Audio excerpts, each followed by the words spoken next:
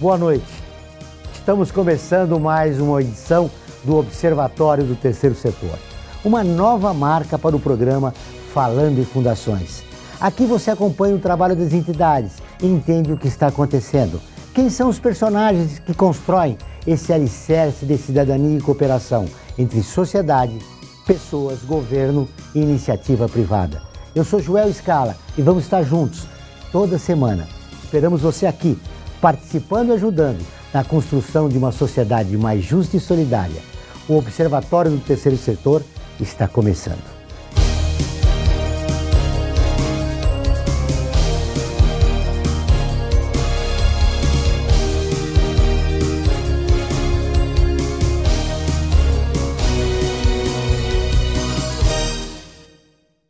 E no programa de hoje vamos receber a Miriam da Silveira Martins, que é gerente de serviços do Instituto Solid Rock Brasil, desde a sua fundação. Miriam, muito obrigado por aceitar nosso convite, é um prazer revê-la. Obrigada pelo convite, eu que agradeço. Muitas dificuldades no trabalho do Instituto Solid Rock Brasil? É um trabalho bem difícil, mas também é um trabalho bem recompensador, né? Um trabalho que a gente tem muita coisa para fazer, bastante desafio, mas quando a gente vê os resultados, vale a pena tudo que é passado lá. Como começou esse desafio? Então, o Instituto Solid Rock ele começou em 2006, né, com a sua fundação, mas a gente começou a assumir os trabalhos como abrigo a partir de fevereiro de 2007, com crianças e adolescentes de 0 a 17 anos e 11 meses. Então, todas as crianças que chegam para a gente são crianças que sofreram algum tipo de abuso, violência, negligência. Então, tem um histórico aí de... o momento do acolhimento é a última instância que se faz, né? Existe um trabalho antes com as famílias e a proposta do acolhimento é a última proposta para a proteção da criança, né? Então, embora seja um momento triste de separação da criança com a família, mas também é um momento assim que a criança está sendo protegida. Tem aumentado o número de violência contra criança e adolescente? É um número considerável, né? E a gente tem visto assim, um número maior de adolescentes agora nos abrigos, né? O histórico de abrigos. Qual é o motivo que... Envolvimento com drogas, né? Ilícitas, álcool, coisas desse tipo, né? Que aumenta mais. No caso dos adolescentes, você acabou de falar que é o problema das drogas, né?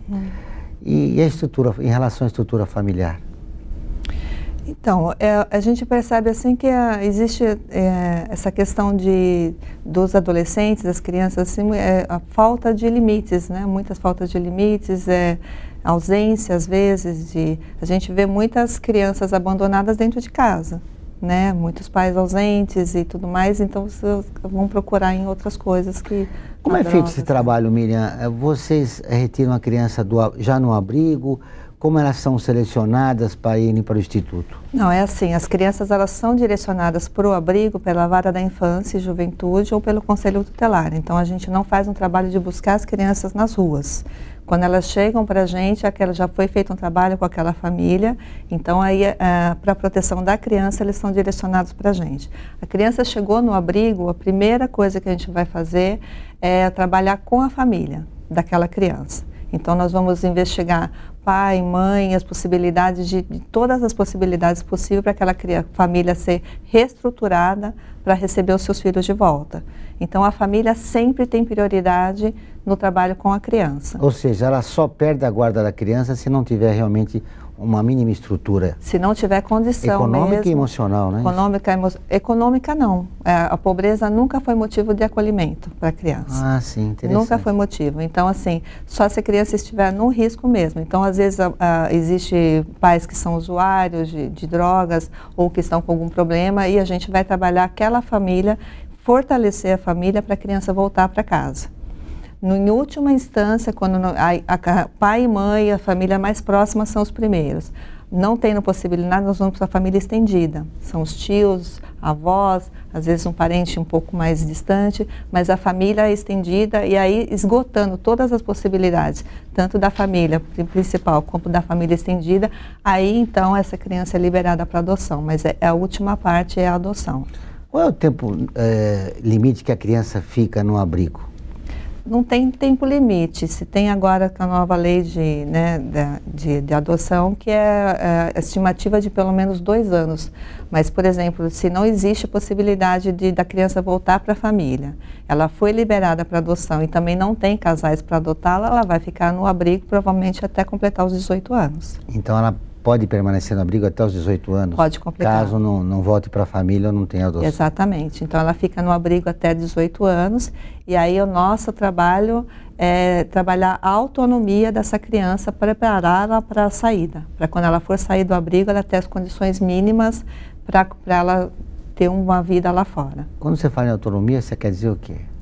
Emprego, cursos profissionalizantes, trabalho, ela tem que saber lavar suas roupas, ela tem que saber cozinhar o básico possível. A proposta do abrigo é que essa criança ela tenha a vida mais parecida possível como se ela estivesse na casa dela.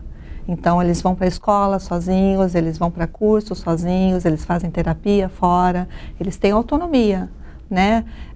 Mudou-se muito aquela imagem que tinha de abrigos para 100 crianças, para 200 crianças, em que tudo era dentro da casa. Né? Então, se trazia o médico para atender a criança dentro da casa, o dentista vinha para dentro da casa, a escola era dentro da casa. Então, quando a criança saía, ela não tinha contato lá fora. Ou seja, é uma casa dormitório, é isso? Não, é uma casa delas, é a casa. A casa não tem placas, não tem identificação, inclusive é uma casa assim normal, num bairro residencial. É a casa delas, elas têm autonomia para sair e voltar. Lógico que dependendo da idade da criança, um educador acompanha, mas os adolescentes, eles têm a vida dele social. Existe preconceito da sociedade em relação a esses adolescentes que moram nos abrigos? A gente tem trabalhado muito para diminuir isso, né? Tanto é que se você vê um dos adolescentes dos abrigos, você não diz que é de abrigo. Você só fala, você sabe se é de abrigo se você estiver lá. Se a gente tem algum evento no abrigo, várias pessoas vão perguntar, esse é seu? Esse não é? Tal, porque se mistura e eles têm uma rotina normal. Eles sabem se alimentar com talheres normal, sabem falar, eles são inteligentes, eles vão para curso, eles estão inseridos na sociedade. Então mudou-se muito isso. No aspecto psicológico, mantém-se uma autoestima desses adolescentes? Precisa ter um trabalho muito forte para isso. Por isso a importância da terapia, né? Por isso a importância de ter um acompanhamento também psicológico, para trabalhar toda essa autoestima, para trabalhar às vezes um caso de rejeição que houve na família, de mostrar quanto eles são inteligentes e quanto potencial eles têm. A visão que nós temos é de não tratar nenhuma das crianças como coitadinhos. Eles tiveram um histórico triste até chegar no acolhimento, o passado eles não conseguem mudar, mas eles têm toda a possibilidade de trabalhar o seu presente para mudar o futuro. Esse acompanhamento quer dizer que existe uma autoconsciência, né? Para que ele perceba que ele tem que tocar a vida dele, a partir daquele trauma que ele teve. Exatamente. O nosso trabalho é fazer com que essa criança não repita a história dele. Né? Não coloque seus filhos num abrigo, que ele possa não ir para o caminho de drogas ou de álcool, como às vezes acontece com os pais, dele saber que ele é inteligente, que ele tem potencial, que ele tem condições de sair do abrigo, como nós temos alguns casos de adolescentes que saem com 18 anos, já vão morar sozinhos às vezes, estão estudando, fazendo faculdade, estão trabalhando, são seguros. Muito bem, vamos fazer um pequeno break e voltamos em seguida.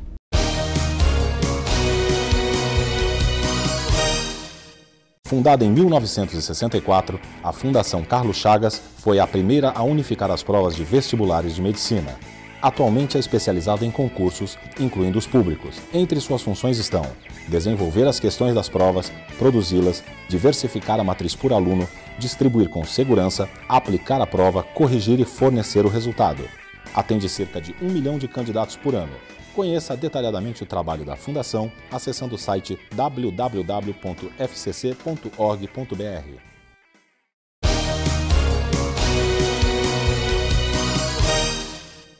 Estamos de volta no Observatório do Terceiro Setor.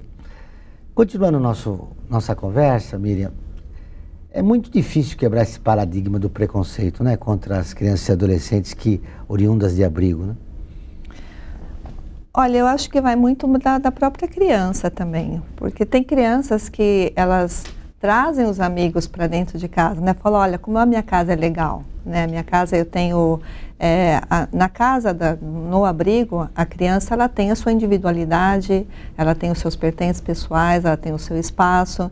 Então vai muito de como cada criança lida com a sua história. Às vezes um grupo de 5 irmãos, 3, 4 irmãos, um tem uma questão assim de se sentir mais vítima, o outro já encara de uma forma diferente.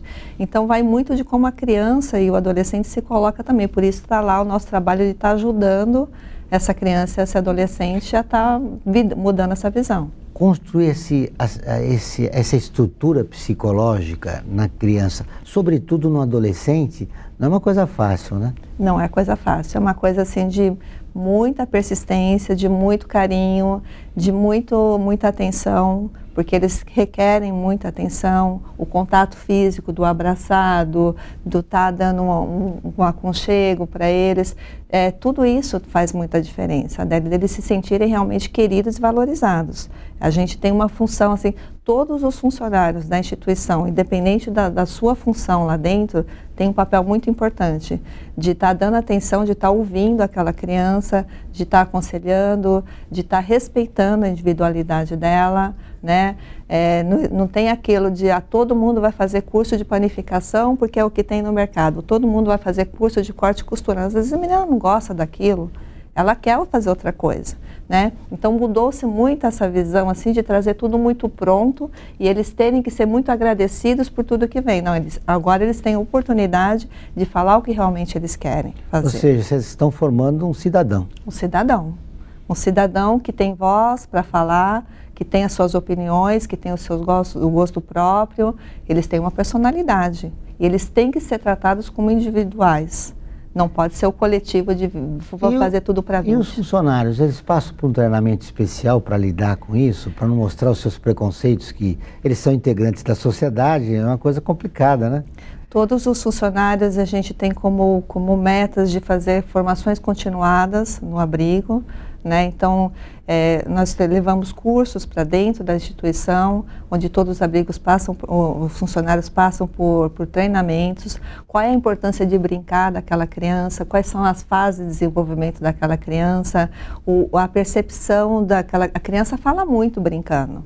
A criança fala muito fazendo um artesanato, ela demonstra, às vezes, no momento de raiva ali, o que ela está sentindo. Então, você tem que ter a sensibilidade de saber o que ela está te dizendo. Às vezes, ela foi agressiva com você e não é com você que ela está brigando, ela está descontando a saudade da mãe, a saudade do pai. Às vezes, foi dia de visita, o pai não veio. Então, você tem que estar prestando atenção no que aquela criança está falando. Então, os funcionários, é muito importante que eles estejam recebendo treinamento para conseguir perceber isso que a criança está falando. Ou está muito quieta lá, não está dando trabalho, né? Então, é mais fácil deixar ela quieta lá, mas não, às vezes ela está dizendo alguma coisa, por que ela está se isolando? O abrigo contém que grupo de funcionários? Psicólogos, assistentes sociais? Psicóloga, assistente social, existem os educadores. Educadores? O pessoal do operacional, né? O uma equipe multidisciplinar. Isso. E é 24 horas funcionários trabalhando, né? Então são 22 funcionários para 20 crianças, é bastante gente trabalhando. Ou seja, um funcionário para cada criança. Seria essa a estimativa, mas assim a equipe técnica fica num período e os educadores ficam por plantões, né? Mudam a cada 12 horas o plantão. Num aspecto psicológico, qual é a função do psicólogo? Além das terapias, né, provavelmente que existem. A terapia não pode ser feita dentro do abrigo. Não se faz terapia no abrigo? Não, o psicólogo institucional, ele não faz terapia lá dentro porque ele está ali no convívio com a criança, né? Então, as crianças fazem terapias fora do abrigo. A gente busca parceiros, né, e psicólogos que fazem de uma forma mais voluntária ou um preço simbólico, eles fazem terapia fora do abrigo. Então, o psicólogo, ele não tem esse envolvimento emocional com a criança lá na casa. Então, o papel do psicólogo é estar fazendo mediação de conflitos ali e tal, de estar trabalhando, ajudando nessa parte da personalidade mais um facilitador das relações internas ali entre as crianças e adolescentes. Ele trabalha também a família, o psicólogo junto com a assistência social, eles fazem visitas domiciliares, eles fazem intervenções com as famílias, eles fazem mediações da criança com a família, eles vão no atendimento com o fórum. Então é um trabalho muito intenso, assim, porque são várias crianças e várias coisas, né? Às vezes é chamado na escola, o contato com o psicólogo que está fazendo terapia. Então ele tem ali todos eles têm uma função assim bem peculiar e muito importante dentro do abrigo. Assistente social também. Falando em parceiros, está fácil buscar apoio na sociedade para o projeto? Na sociedade em si, assim, para a questão de colaboradores, de voluntários, assim, a gente tem conseguido. As pessoas têm entendido a importância de um apadrinhamento, a importância de uma colaboração, a importância de um passeio de uma criança. Então, inclusive, eles são muito importantes, porque é a forma também como a criança também fica inserida na sociedade. Ela está convivendo com todo o entorno ali. E a gente tem conseguido... Como é feito esse apadrinhamento?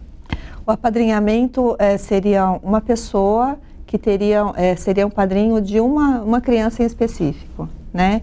Então aquela criança, ela tem, esse é meu padrinho, né? Então eu vou sair para passear com o meu padrinho, tem o projeto do padrinho dos álbuns, do Fazendo História, né? E é isso que você trouxe aqui, isso, né? São álbuns individuais de cada criança tem um colaborador que é dela, individual. Essa criança tem um colaborador e o histórico dela está aqui no álbum. Exatamente. O que se tinha muito é que as crianças, enquanto ficavam nos abrigos, antes de voltar para casa ou ir para adoção, elas tinham esse tempo de acolhimento perdido. Não tinha quem contasse isso para elas, principalmente no caso dos bebês. Então, nós fizemos parceria com o Instituto Fazendo História, o instituto que trabalha só com abrigos, em que um colaborador, uma vez por semana, durante 1 hora, ele faz o registro da história das crianças nesse álbum. É um álbum pessoal da criança, e quando ela sai da instituição, o álbum vai junto com ela. Então, é a história dela que fica preservada dentro do álbum. Daqui a pouco voltaremos para continuar esse papo interessante.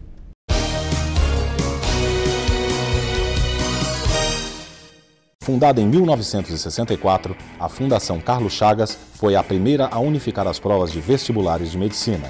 Atualmente é especializada em concursos, incluindo os públicos. Entre suas funções estão desenvolver as questões das provas, produzi-las, diversificar a matriz por aluno, distribuir com segurança, aplicar a prova, corrigir e fornecer o resultado.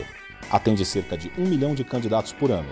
Conheça detalhadamente o trabalho da Fundação acessando o site www.fcc.org.br.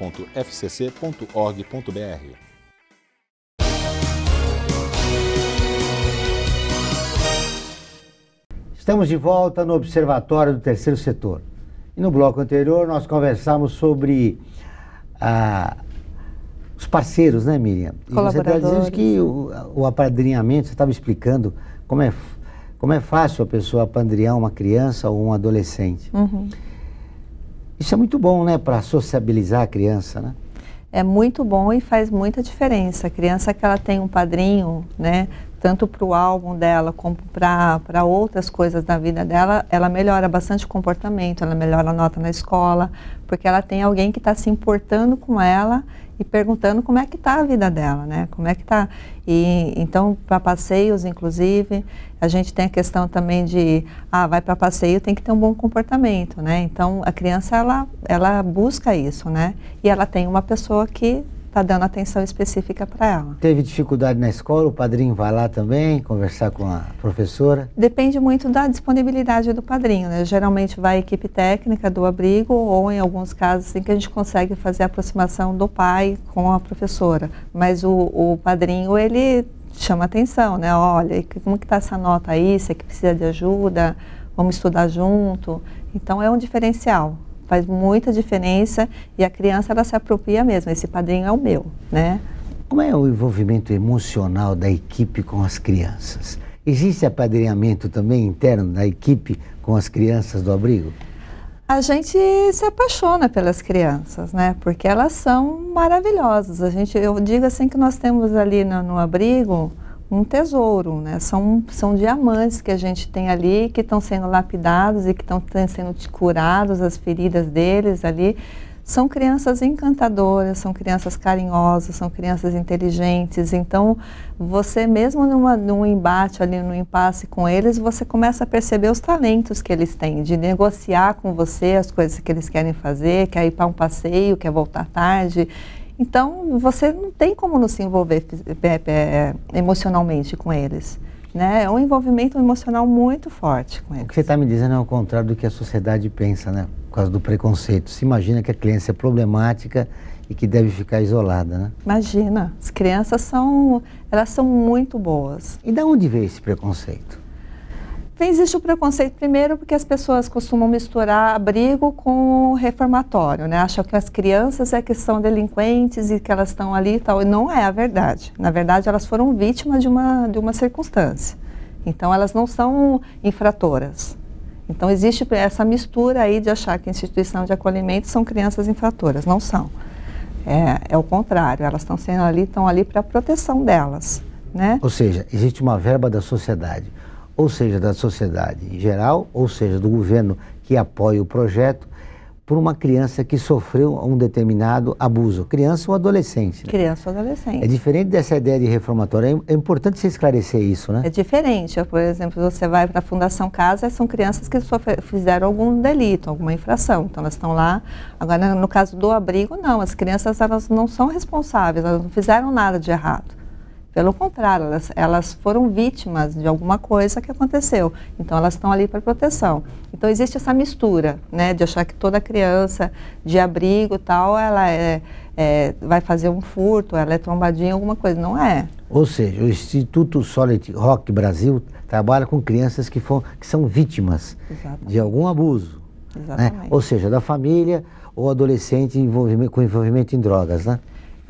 Hoje nós não temos nenhum caso de criança, de adolescente que esteja envolvido nem com drogas e nem com bebidas, mas nós estamos sujeitos a receber. Enfim, são vítimas, né? São vítimas. É importante esclarecer isso, porque se faz essa confusão, né? São vítimas. E isso compromete até a ajuda, né? A chegada de novos parceiros, né?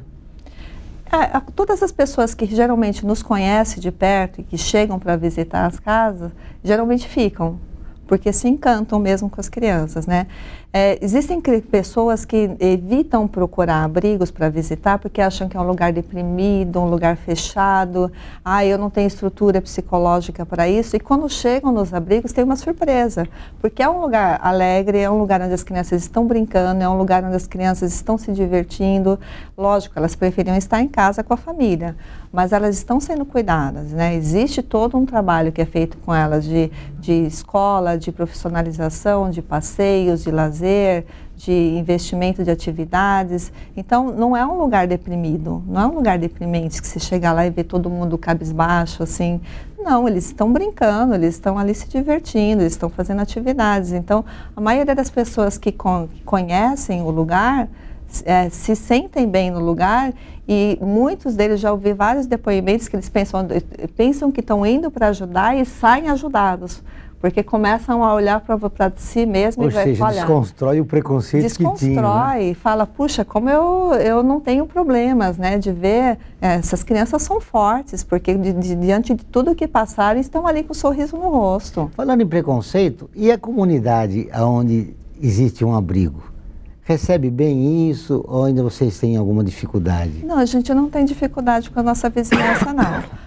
Às vezes pode ter algum problema assim, porque é uma casa barulhenta, né? Porque você está com 20 crianças ali e criança não brinca em silêncio. Você conhece casa que tem criança que não seja barulhenta? Exatamente, e assim com 20 crianças, então é uma casa que faz muito barulho e tal. Então, dependendo de uma vizinhança, assim, às vezes pode ter um problema com relação a isso. Mas a gente, no geral, não tem problemas com vizinhos, não.